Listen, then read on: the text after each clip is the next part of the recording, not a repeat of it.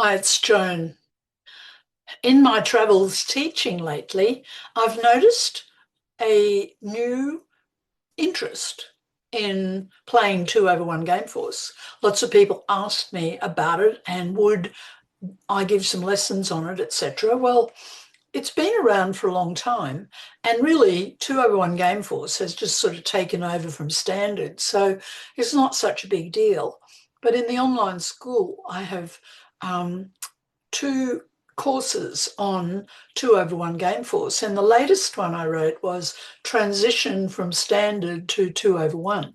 And I wrote it because I was wanting students to see where two over one improves standard. Well, one of the hardest parts to get is not so much the two over one response, but the one no trump response. And if you look at this hand here, and if we were playing, everybody would open this hand. This is a one spade opening. So let's open it. And we're playing standard on this hand. So with standard, our partner is showing 10 or more points and at least four diamonds. Well, we've got a minimum and we've got a fit for diamonds. So we would just raise diamonds to three. In standard, this is not forcing. It's just saying I have a minimum hand and I like diamonds. I've got a fit for you. And they pass, as you would expect. Well, sure enough, they've got six diamonds, nothing much in hearts or spades. They've got the queen, but it's not such a great hand. Anyway, we're in a part score. So they've made the best lead for them. They've led hearts, by far the best lead, because we could, now let's trump this with the ace. Notice we've got 10 diamonds. It doesn't matter if we trump it with the ace, the king, the seven, or the three, but this is just getting the ace out of the way, because the whole contract will be dependent upon the spade finesse. So we need to be up here to take the spade finesse. So let's draw a trump, say play the king. We've got so many good trumps, it doesn't matter. And play the seven over to the queen. Now the trumps are drawn.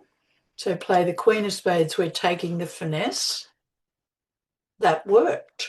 Now play the nine to the jack.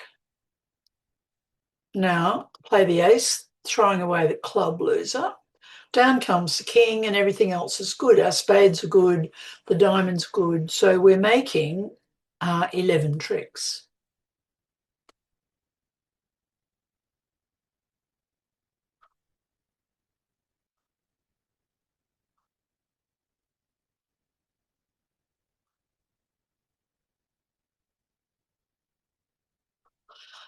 So this was playing standard. The next time I've played the hand, it is using two over one game force. So I'll just talk it through now. But in the online school, you could go and play the hand again with using two over one game force to see if you could do any better. Well, I think you can do better.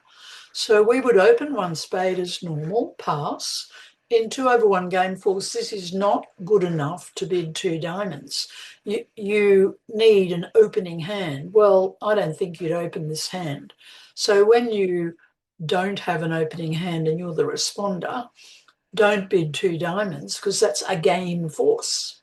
So you'd have to respond one no trump, hoping that South would bid again. Well, South would. We would show diamonds.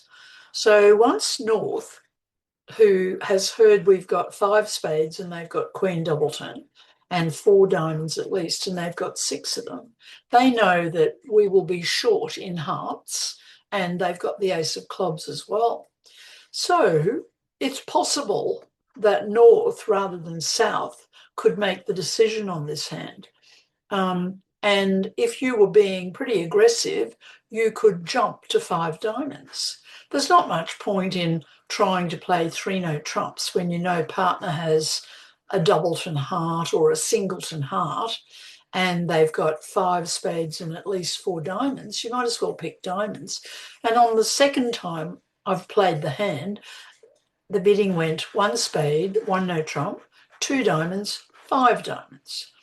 And you can make 11 tricks. It depends on the spade finesse. So you might say, well, when we played the Queen of Spades, why didn't East cover the Queen with the King? Well, they might have, Queen, King, Ace, but they can see the Jack, and then we trump out the 10 anyway. So the 1 no trump response using 2/1 game force just gets a little bit bigger. It might be 6-9, but it could be 10-11. And such a hand is this. Have a great week, everyone.